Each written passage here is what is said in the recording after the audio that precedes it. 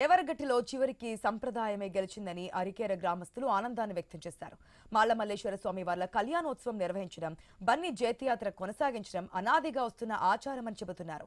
జైత్రయాత్ర సమయంలో స్వల్ప గాయాలు సహజమంటున్నారు స్థానికులు. సుమారు 20 గ్రామాల ప్రజలు పాల్గొనడం వల్ల ఎవరైనా మద్యం సేవించి అల్లరి చేయడం వల్ల గాయాలవుతాయి తప్ప ఒకరిపై ఒకరు కావాలని దాడులు చేసుకోరంటున్నారు అరికేర గ్రామస్తులు. ఇదే అంశంపై దేవరగట్ట నుంచి కర్నూలు ఐ న్యూస్ ప్రతినిధి ధరణి కిషోర్ అందిస్తున్న మరింత సమాచారాన్ని ఇప్పుడు చూద్దాం. బన్నీ ఉత్సవం జైత్రయాత్ర ప్రశాంతంగా జరిగింది. పూర్తి స్థాయిలో కూడా సంప్రదాయబద్ధంగా ఇక్కడి గ్రామాల ప్రజలు చేసుకున్నటువంటి బన్నీ ఉత్సవం దసరా పండుగ రోజు వారి ఆచారాలకు అనుగుణంగానే జరిగిందని చెప్పాలి. అయితే పోలీసులు పెద్ద ఎత్తున కూడా మోహరించి ఈ యొక్క బన్నీ ఉత్సవంలో హింసాత్మక సంఘటనలు జరగవని వారు చెప్పిన నేపథ్యం ఉంది. అయితే ఈ యొక్క బన్నీ ఉత్సవంలో సాంప్రదాయంగా జరుగుతున్నటువంటి యొక్క జైత్రయాత్ర నేపథ్యంలో అక్కడక్కడ కూడా తోపులాట జరగడం, గాయాలు కావడం అన్నది సహజంగా జరిగే ప్రక్రియ. అయితే ఈ మొత్తం అంశం మీద సంబంధించి అరిణికి గ్రామానికి చెందినటువంటి గౌడ్ గారు మనతో ఉన్నారు. ఆయన అడిగి తెలుసుకుందాం. అయ్యా చెప్పండి, మొత్తం గ్రామ ఉత్సవ మూర్తులు అంటే కూడా మీ గ్రామం నుంచే ఇక్కడికి దేవరగట్టు చేరుకుంటాయి.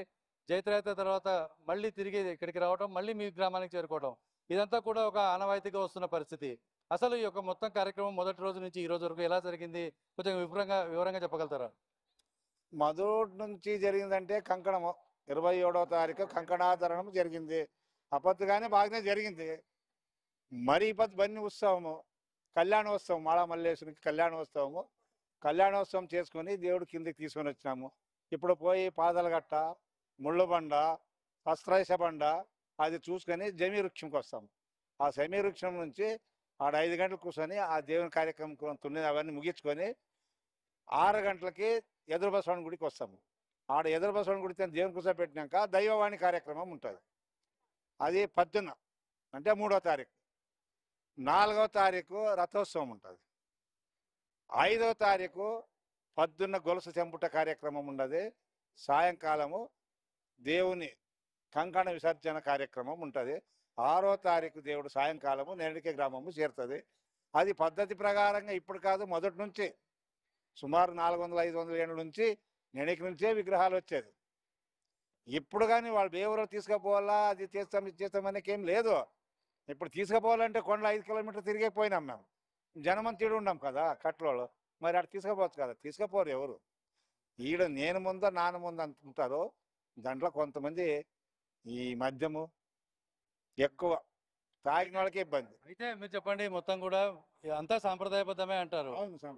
ఎవరు ఎన్ని చెప్పినా ఇది సమరం కాదు, ఓన్లీ సంరంభం మాత్రమే అంటారు. కిందికి వచ్చిన తర్వాత దేవతామూర్తులు ఒకరి మీద ఒకరు దాడి చేసుకోవడం ఇవన్నీ కూడా జరిగాయి.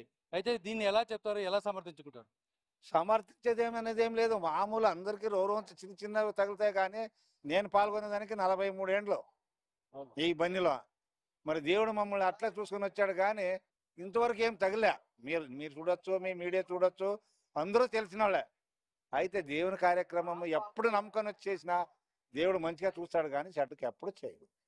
అయితే మొత్తంగా ఈ మొత్తం ఉత్సవంలో ఎంతమంది, ఏ గ్రామాల ప్రజలు పాల్గొన్నారు, ఎన్ని గ్రామాలు పాల్గొన్నాయని చెప్పవచ్చు? సుమారు ఒక 30 పల్లెలో పాల్గొంటారు. 30 పల్లెలు పాల్గొంటారు. మా 3 ఊర్లు మాత్రం కట్టుబడితే పండుగ చేస్తాం. మద్దు లేదు, మాంసం లేదు, దాంపత్య జీవనం కానీ 60% లేదు.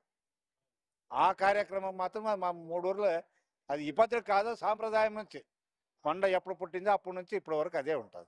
అయితే ఇప్పుడు ఈ రోజు జరిగిన సంఘటనలు మొత్తం అన్ని చూసుకుంటే జైత్రయాత్ర కూడా పోయిన సంవత్సరానికి గాయాలు ఏమైనా అయిన వారి సంఖ్య పెరిగిందా, తగ్గిందా? ఏం లేదు, చిన్న చిన్న గాయాలు ఊకిన పోయి రాసుకుంటారు వాళ్ళు, అంతేగాని 2 కోట్లు 3 కోట్లు అవి అంతా కలిసి ఒక 10-15 మంది అంతే తప్పితే మిగతా రవంత కాలింది, కాకడాలతో కాలింది, రవంత ఏడన్నా ఒక రాయి తొక్కితే కాళ్ళు అట్లా తప్పితే పెద్ద పెద్ద ఇంజరీస్ లేదే లేదు.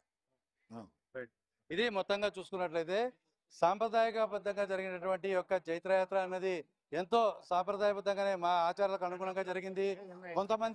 కొంతమంది ఎవరైతే ఈ యొక్క చిన్న చిన్న గాయాలు తగిలి మాత్రమే క్షతగాత్రులు అయి ఉంటారు తప్ప ఎవరి మీద కక్షపూరితంగా దాడి చేయలేదు. ఇదంతా కూడా ప్రతిసారి జరిగేటటువంటి తంతే అని చెప్పి ఇక్కడి ప్రజలు